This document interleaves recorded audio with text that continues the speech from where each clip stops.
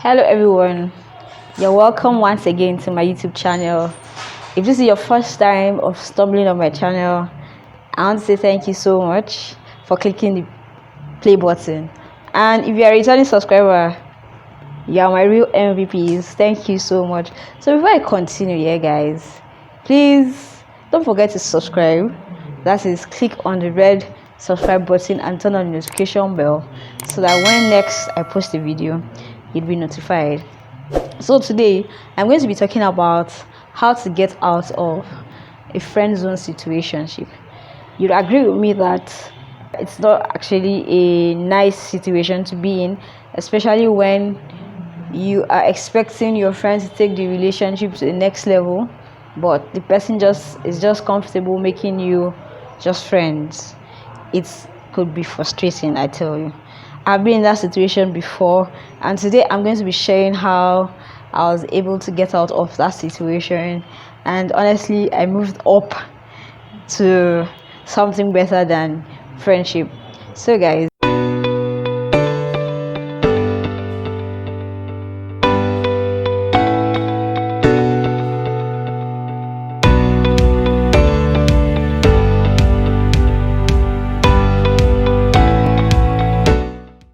admit that you're actually being friend zoned.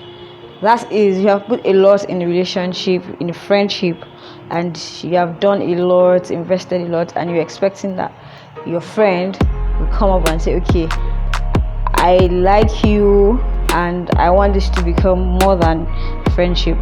But the person is not saying anything. The person is enjoying and is being comfortable, but deep down you want something more. So once you accept that you have been friend zoned, you'll be able to figure out and take the next step.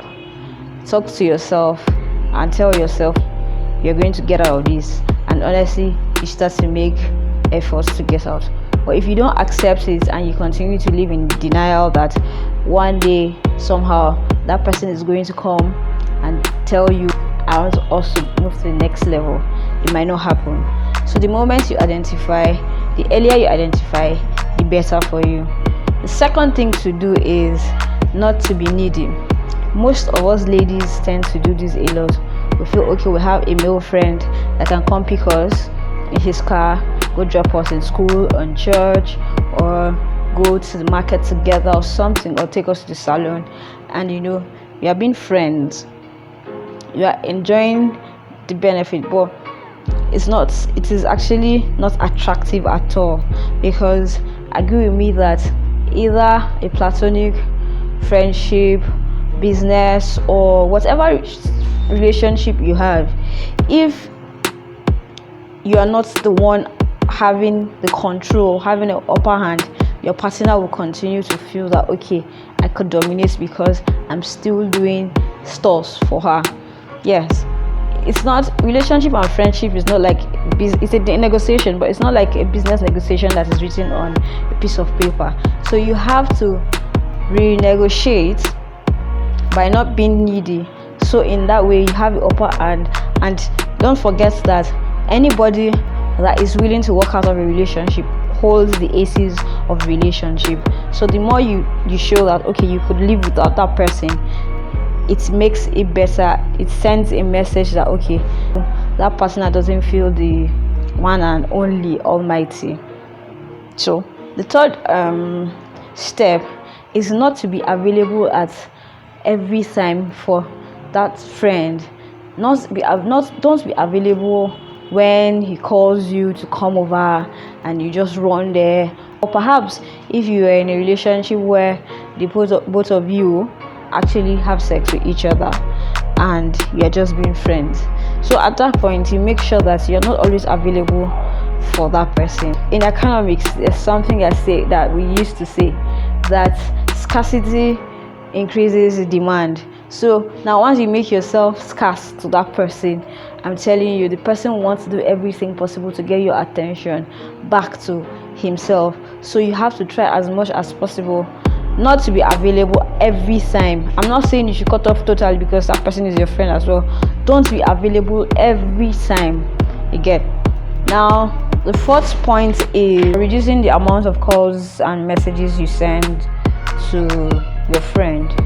Now, doing this will make sure that you have taken things to the next level. That is going to help your unavailability and in turn send a message to that person. And doing this might make the person feel okay, there's a competition somewhere, or there's something else that is taking your attention away, and that person will want to do everything possible to get your attention back, get you to do those things you used to do before.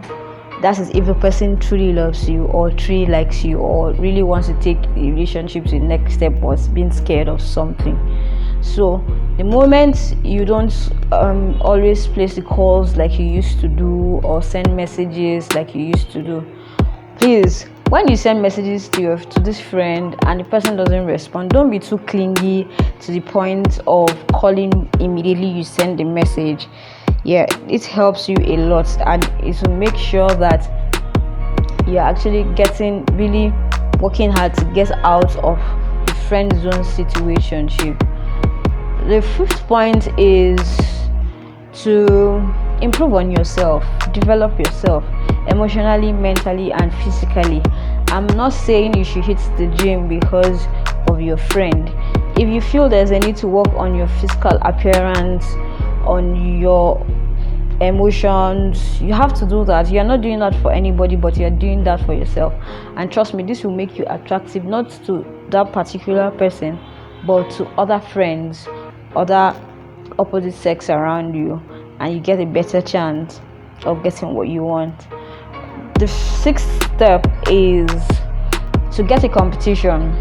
This will really work for you if you have a lot of male friends around you.